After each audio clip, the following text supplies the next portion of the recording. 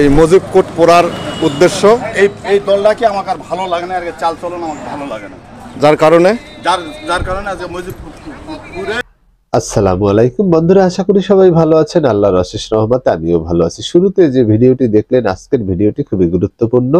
আশা করি শুরু থেকে শেষ পর্যন্ত আমাদের সাথেই থাকবেন। আজকের ভিডিও থেকে যে মূল বিষয়টি, শিক্ষণীয় বিষয়, সেটি হচ্ছে ক্ষমতা যখন আপনার থাকবে তখন আপনার পাশে কিন্তু প্রতিবেশী মানুষজন, আত্মীয় স্বজন, শুভাকাঙ্ক্ষী কারোই অভাব হবে না।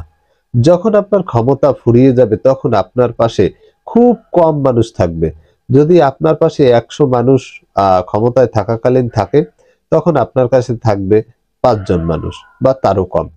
যেমন উদাহরণস্বরূপ যদি আপনারা ধরেন, 1975 সালের 15ই আগস্ট যখন বঙ্গবন্ধু শেখ মুজিবুর রহমান সপরিবারে নিহত হন, তার যেদিন নিহত হন তার আগের দিনও তিনি ছিলেন বাংলাদেশের একজন সবচাইতে ক্ষমতাধর মানুষ, যার কথায় বাংলাদেশের প্রশাসন সহ সকল কিছুই দেশ চলত। তখন কিন্তু বঙ্গবন্ধুর শেখ মুজিবুর রহমানের প্রচুর জনপ্রিয়তা ছিল। যখন তিনি মারা গেলেন 15ই আগস্টে, এত জনপ্রিয় একজন মানুষ মারা যাওয়ার পরে ফ্যামিলি সহ এই মানুষটাকে যে নিয়ে দাফন দেবে বা তাকে নিয়ে বড় একটি আন্দোলন হবে, সেরকমের পরিবেশ কিন্তু ছিল না। বরঞ্চ যারা ওই সময় আওয়ামী লীগ করেছে সবাই গা ডাকা দিয়েছে। অল্প কিছু লোক পরবর্তীতে গিয়ে এত বড় একজন নেতার জানাজা দিয়ে দাফন দিয়েছিলেন। তো আসলে ক্ষমতায় থাকাকালীন এই মারা যাওয়ার 2-3 দিন আগেও যার কাছে শত শত মানুষ যেতেন, বড় বড় নেতারা যেতেন, তার এই অবস্থা হয়েছে। তো এ থেকেই বোঝা যায় যে ক্ষমতা থাকলে আসলে কি বা ক্ষমতায় না থাকলে কি।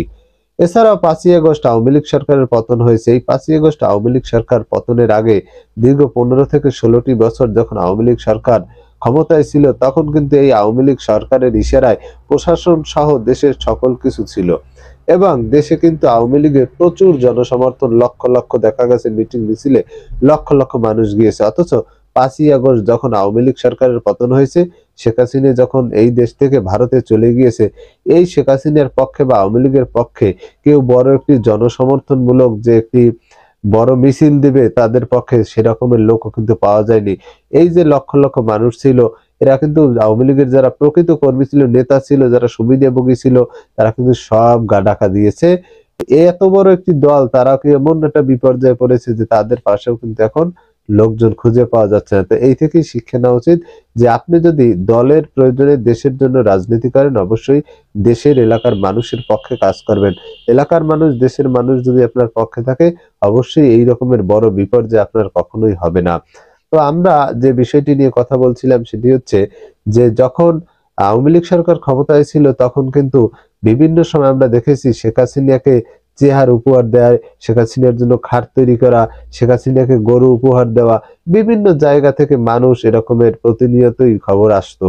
অথচ দেখা যায় এই যে দীর্ঘ 15-16 বছর আওয়ামী লীগ ক্ষমতায় ছিল, এখন যখন বিএনপি এসেছে, অনেক জায়গায় দেখা গেছে আওয়ামী লীগের লোকজন তারা বিএনপিতে যোগ দিছে বা বিএনপির লোকজনের পিছনে হাঁটছে, অথচ এরাই এতদিন আওয়ামী লীগ করেছে।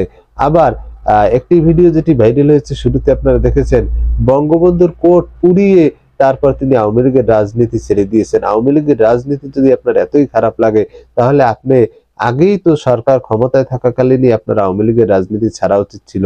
এখন আপনি কি ভাইরাল হওয়ার জন্য কোট পুড়ে আসলে রাজনীতি ছাড়ছেন, নাকি আপনার লুটে পিটে খাওয়ার দিন শেষ হয়ে গিয়েছে, এখন পিঠ বেচাতে কোট পুড়ে আপনি আওয়ামী লীগের রাজনীতি ছাড়ছেন? সব দলেই কিন্তু যখন একটা মানুষ ক্ষমতায় যায়, তার পিছনে পাশে এরকমের যে মির্জাপুরের মতো লোক, যারা মানুষকে বিক্রি করে, দল বিক্রি করে চলে, এই লোকগুলো কিন্তু সেই সময় বেড়ে। অবশ্যই এই ধরনের লোক থেকে আপনারা সাবধানে থাকবেন। তা আমরা ওই ভিডিওটি দেখে আসি, যে ভিডিওটিতে তিনি এই মুজিব কোটটি পুড়ে দিয়েছেন এবং পরবর্তীতে তিনি রাজনীতি ছেড়ে দেওয়ার কথা জানিয়েছেন।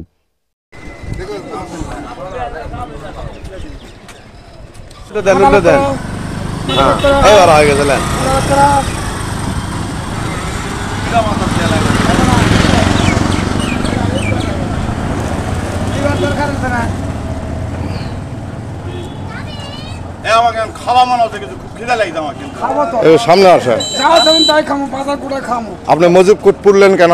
আমি মজিবপুর করলাম এই জন্য যে আমি আওয়ামী লীগ দলকে আজ থেকে পদত্যাগ করলাম।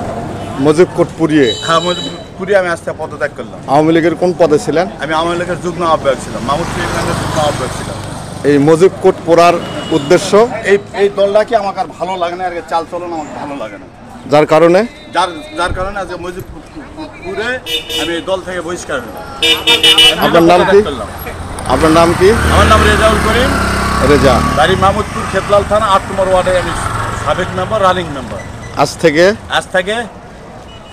আজ থেকে আমি দলকে তো বন্ধুরা, আমরা দেখলাম যে তিনি আসলে কোর্টটি পুড়িয়ে ফেলেছেন। তো এই রকমের হাজারো লোক আছে বিএনপি, আওয়ামী লীগ বা অন্যান্য দলে, যারা আসলে দলকে, যে কোনো দলের রাজনীতি করে নিজেকে জাহির করতে বা নিজে লুটে পিটে খাওয়ার জন্য। এরা প্রকৃতভাবে কোনো দলের একনিষ্ঠ কর্মী নেই। কারণ হচ্ছে, যদি তিনি কোনো একটা দলের একনিষ্ঠ কর্মী হন বা একটা দলকে ভালোই বাসেন, তাহলে তার দুর্দিনে এবং সুদিন দুটোটাই তিনি থাকবেন।